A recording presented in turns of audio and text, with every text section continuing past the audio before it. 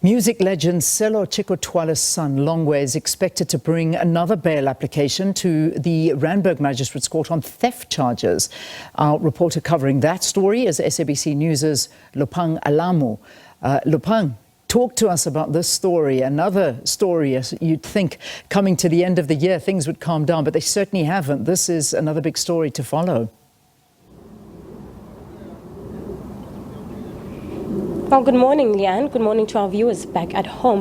What we do understand is that today is indeed another bail application being brought by Longwe Twala and his legal representatives. What we do also understand is that Longwe, as we heard last week, was only appearing for the contempt of court charge. So just to give you a bit of background onto the events that led to today, it was in September when Longwe Twala and Sello Twala, the sons of Chicco Twala, were arrested for theft. This is home equipment, home furniture items, his clothes and his studio equipment, from what we understand, just worth over 200,000 rands. The music mogul was in the United States for business, is what we understand. Sello and Longwe were both arrested and appeared in court for a bail application for that case in October. Longwe, unfortunately, did not appear after they were released on a warning for the other, for another court case that he was meant to come to. What we do understand is that Sello attended that court hearing, but Longwe absconded from the hearing. What we then understand was that the state prosecutor and the team, the investigating team, went to find out what had happened to Longwe Twala.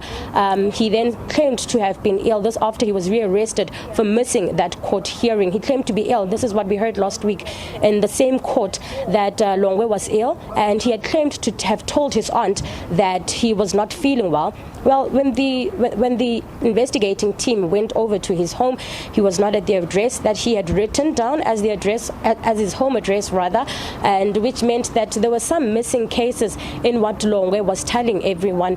His aunt, who he claimed he had told about his illness, allegedly said she knew nothing about Longwe's illness. So we are here today to find out if Longwe Twala was indeed ill, but he's also applying for bail.